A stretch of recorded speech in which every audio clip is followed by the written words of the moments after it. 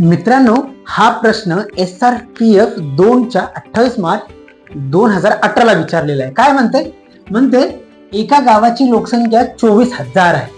ती दरवर्षी 5% वाढते. 3 वर्षांनी ती किती होईल? म्हणजे आज जर 24,000 असेल तर 3 वर्षांनी किती होईल? मग मला दिले 5% वाढते. म्हणजे किती टक्क्याने वाढते? 5%. अरे बाबा, 5% वाढते म्हणजे दरवर्षी 5% वाढत जाईल. 5%चं तुम्हाला फ्रॅक्शन माहित असला पाहिजे. फ्रॅक्शन काय असते बघा, 5% म्हणजे काय होते? हे 5 आणि फ्रॅक्शन म्हणजे भागले झाला 100, म्हणजे पर्सेंट म्हणजे 100. त्याला भागलं त्याचं होतं फ्रॅक्शन. 5 एक 5 आणि 5 दोन्ही 10.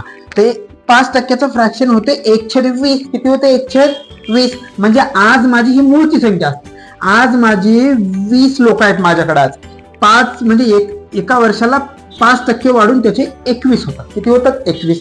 तसं सेम, कारण 3 वर्ष म्हणलंय तर सेम दुसऱ्या वर्षी असंच आणि तिसऱ्या वर्षी हीच संख्या वाढेल.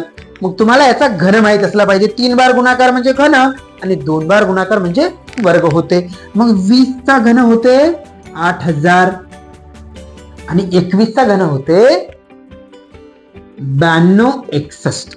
ओके, तर म्हणजे आज माझी लोकसंख्या 8,000. पण प्रश्नात म्हणते 8,000 नाही आहे. किती आहे? 24,000. किती आहे म्हणते?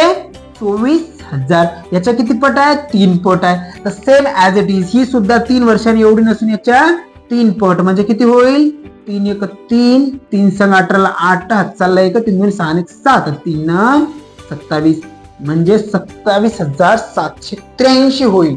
जे की ऑप्शन नंबर 4 हे तुमच्या प्रश्नाचं अगदी बरोबर उत्तर आहे. कसा वाटला प्रश्न? आवडला तर लाईक, शेअर आणि सबस्क्राईब करायला मुळीच विसरू नका. जय हिंद.